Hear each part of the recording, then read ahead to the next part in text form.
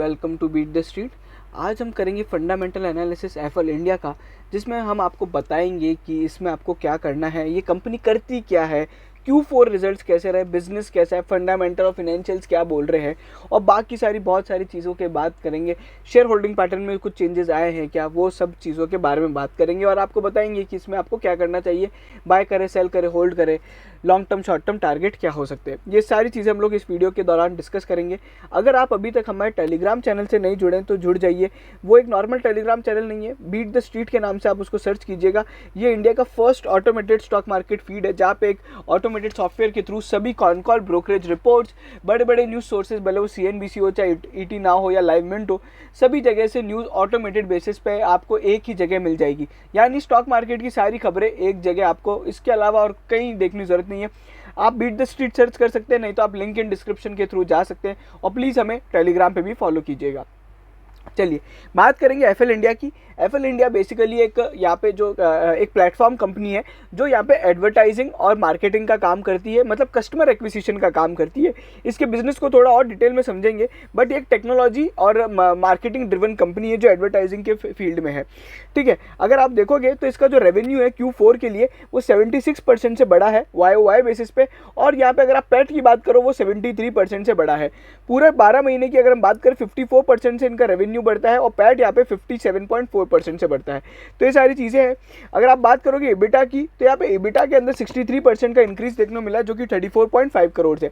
Revenue from operation 141 crore रहे हैं, जो कि 77% से बड़े हैं।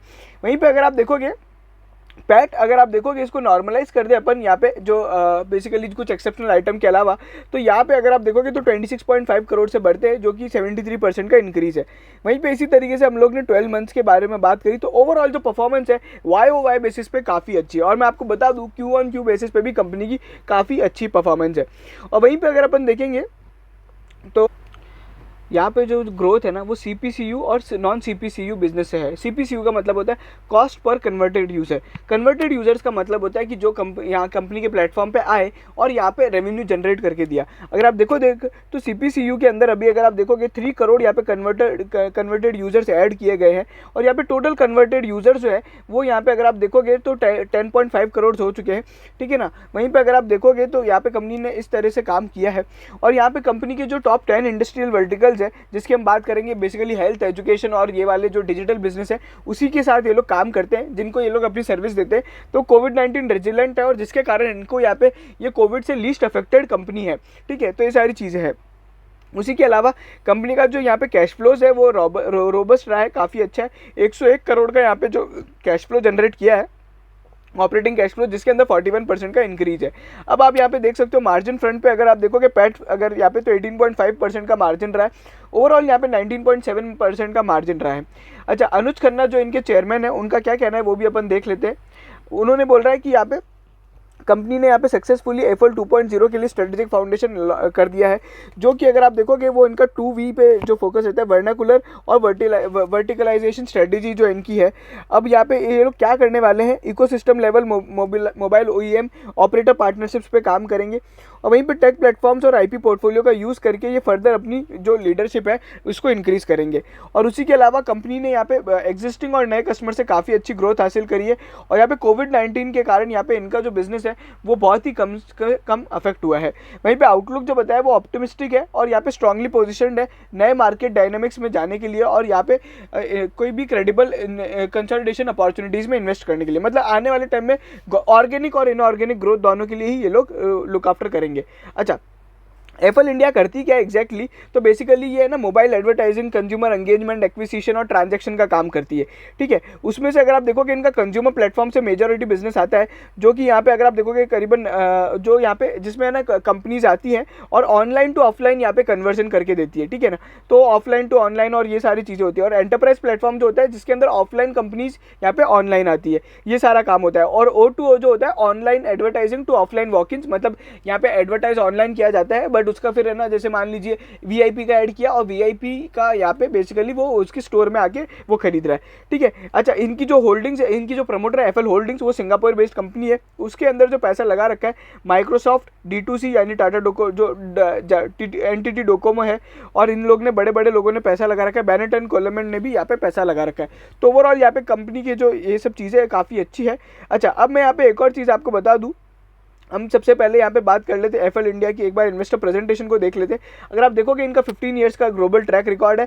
परफॉर्मेंस जो है यहाँ पे, जो परफॉर्मेंस ड्रिवन है, scalable data platform, high growth markets और बहुत सारी तरह तरह की चीज़ें, profitability, positive cash flows, leadership है, लीडिंग इन इंडिया है, ग्लोबल रीच एंड अपॉर्चुनिटी है, बहुत सारी अलग अलग तरह की यहाँ पे बातें करी है, ठीक है। तो वो सारी चीज़ें हैं। वहीं पर अगर आप देखते हो तो ये रेवेन्यू ग्रोथ, एबिटा ग्रोथ और पैट ग्रोथ है, जो YoY बेसिस पे अगर आप देखोगे वो आप देख सकते हो। अच्छा, ROE जो है वो 37% का रहता है, ROCE 19% का है। Operating cash flows divide by PAT अगर आप देखते हो तो 99.9% का होता है। इसका मतलब क्या होता है कि मान लीजिए जितना मुझे पैट हो रहा है, ठीक है, उससे उतना जितना मेरा प्रॉफिट आफ्टर टैक्स है उतना मुझे कैश मिल रहा है। तो ये एक तरीके का बेसिकली है ना रियलाइजेशन और लिक्विडिटी के उस पर है। और वहीं पे ऑपरेटिंग कैश फ्लोज की मैंने बात करी, यहाँ पे 43% से अप है। अच्छा, ये कंसोलिडेटेड फिगर्स आप देख सकते हो।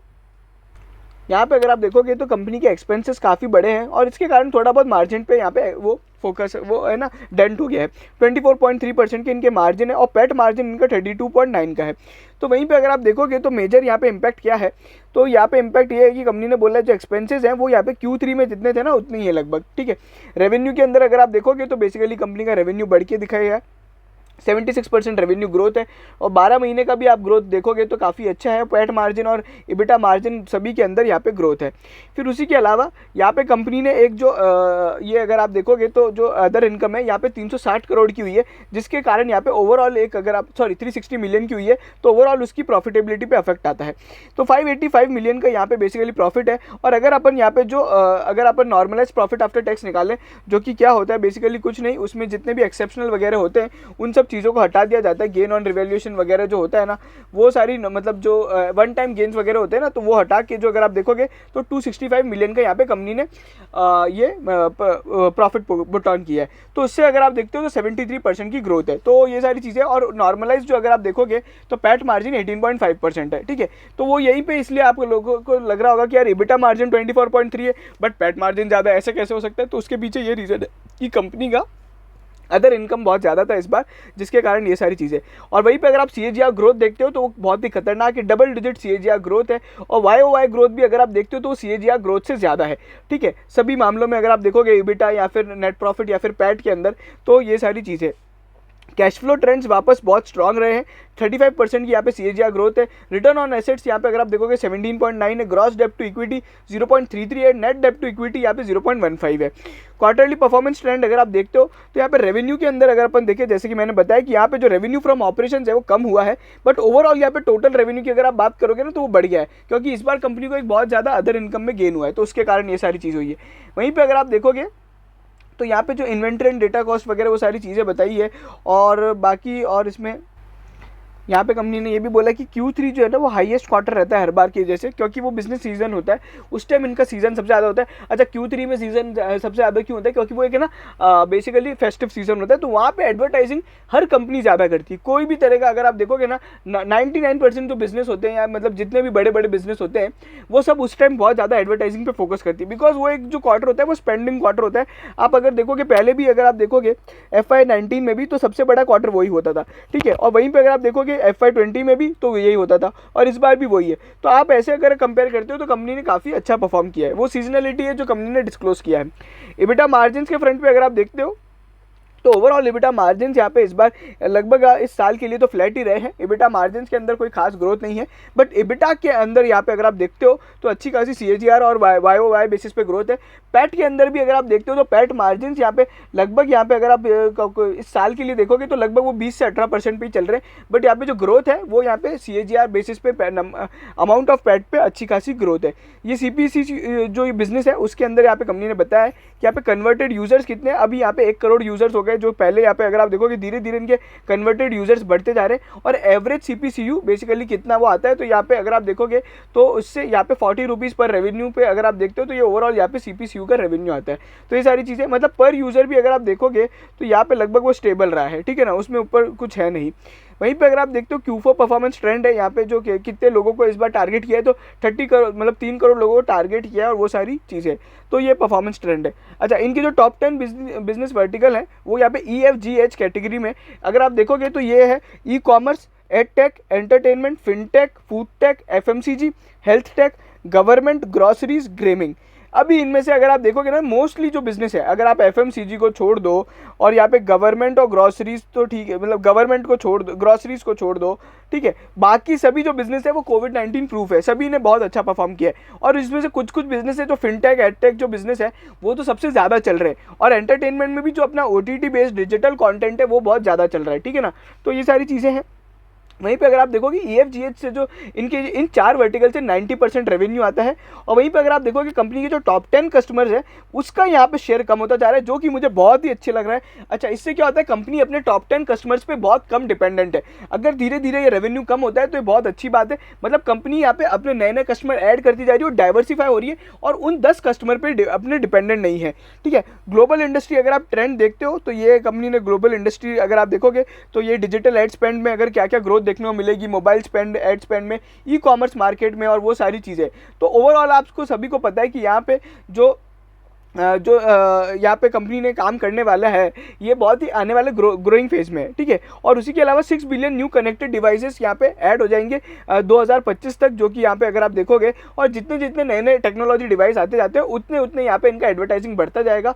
और ये कंपनी ने बताया कि यहाँ पे जो डिजिटल यूज़र बेस है वो कैसे बढ़ता जाएगा, 902 मिलियन लगभग, मतलब आप देखोगे तो ये करीबन 90 करोड़ के लगभग बैठ जाएगा। तो ये सारी चीज़ें, और एफएल के यहाँ पे कुछ रिसेंट डेवलपमेंट्स है वो सारी चीज़ें हैं, और ये टॉप परफॉर्मर और वो सब रहा है। अच्छा, इन्वेस्टर्स में अगर आप देखोगे प्रमोटर ग्रुप है जिसका यहाँ पे लगभग 60% स्टेक है, फिर FII का स्टेक 24% है, और बाकी जो है म्यूचुअल फंड्स का 7.1 है, और बाकी अदर पब्लिक का 8.6 है।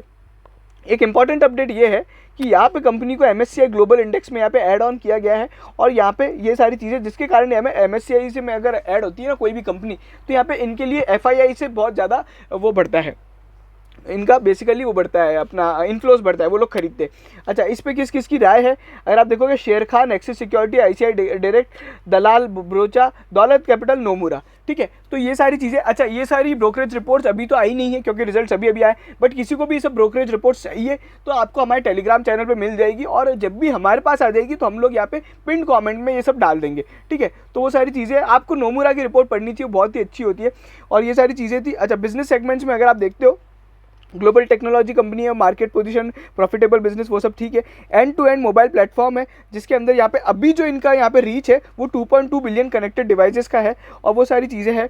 अच्छा, वहीं पे अगर आप देखोगे यहाँ पे इनने 3 पेटेंट्स रजिस्टर्ड कराए, 10 पेटेंट्स फाइल किए, 1 पेटेंट यहाँ पे अभी बेसिकली रीटारगेटिंग कर रहे हैं, और 4 पेटेंट्स US में फाइल किए। फिनेंशियल समरी FY21 की वो सब ठीक है, अपन ने बात कर ली है।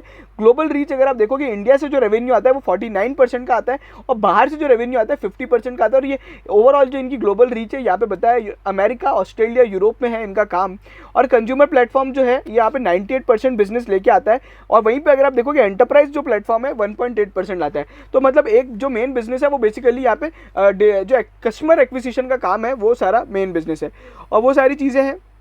वहीं पे अगर आप देखोगे CPCU जो मॉडल है इससे सबसे ज़्यादा है, जो कि मतलब कन्वर्टेड यूज़र से सबसे ज़्यादा बिजनेस आता है, और वो सारी चीज़ें हैं। और वहीं पे रिपीट यहाँ पे जो बिजनेस होता है तो वो भी काफ़ी अच्छा है, और वहीं पे कंपनी ने न्यू और एग्जिस्टिंग न्यू कन्वर्जन से भी यहाँ पे काफ़ी अच्छा यहाँ पे बिजनेस किया है। तो ये सारा एक बहुत ही डिटेल्ड में मैंने आपको सब चीज़ें बताई है। अब अपन थोड़ा एक बार है ना बिजनेस का ओवरव्यू ले लेते। बहुत से लोगों को इसके प्रोडक्ट्स वगैरह समझ नहीं आते, और बहुत से लोगों को पता भी नहीं है, तो मैं आपको समझा ही देता हूँ क्या क्या काम करती है FL इंडिया, वो भी मैं आपको बता देता हूँ। चलो, अगर आप देखोगे तो ये सारे इनके ना प्लेटफॉर्म्स है, ये अगर आप देखोगे user acquisition, brand marketing, fraud detection, ad monetization, data monetization, फिर एंटरप्राइज प्लेटफॉर्म में app development, O2O commerce, audience intelligence, data management, performance. फिर यहाँ पे जो इनके प्रोडक्ट्स है वो बेसिकली मोबाइल एडवर्टाइजिंग, यहाँ पे प्रोग्रामेटिक एडवर्टाइजिंग, फिर यहाँ पे ओमनी चैनल मार्केटिंग होती है, और अलग अलग तरह के है ना बहुत सारे तरह के यहाँ पे इनके जो यूज़र और कंज्यूमर मार्केटिंग से रिलेटेड इनके काम होते हैं। तो ये इनका ओवरऑल बिजनेस है जो कि थोड़ा यहाँ पे टिपिकल है समझना, बट यहाँ पे इसकी बहुत ज़्यादा डिमांड है और ये एक रीज़न है कि इसका यहाँ पे शेयर प्राइस इसलिए भागा है। चलिए अब यहाँ पे थोड़ी बहुत चीज़ें अगर आप देखोगे तो अपन यहाँ पे शेयर होल्डिंग पैटर्न की बात कर लेते हैं। शेयर होल्डिंग पैटर्न में अगर आप देखोगे तो यहाँ पे जो प्रमोटर्स का स्टेक है वो यहाँ पे कम हुआ है, जो कि थोड़ी है बेकार बात है। अगर आप देखोगे यहाँ पे जो 3 क्वार्टर से यहाँ पे प्रमोटर का स्टेक कम हो रहा है, ठीक है। वहीं पे FIIs का जो स्टेक है वो बढ़ाया गया है और DIIs ने अपना स्टेक कम किया है। मैं हर बार क्या बोलता हूँ कि है ना, आपको कभी भी बड़े इन्वेस्टर का यहाँ पे नहीं कॉपी करना है, ठीक है। वो तो करोड़ों में खेलते हैं, अपन लाखों में भी नहीं खेलते, ठीक है ना। तो उनके कभी भी ट्रेडिंग पैटर्न को बिल्कुल कॉपी नहीं करना है कि है ना वो FII ने स्टेक खरीदा है तो अपन भी खरीद लेते हैं। नहीं नहीं भैया, FII ने तो 100 कंपनियां खरीदी है, आप उस FII की 100 कंपनियों का पता भी नहीं लगा पाओगे, ठीक है ना। तो वो सारी चीज़ें होती है, इसलिए मैं हर बार बोलता हूँ एक एक कंपनी पे नहीं, ओवरऑल मार्केट पे चलो, थोड़ा फंडामेंटल एनालिसिस करो।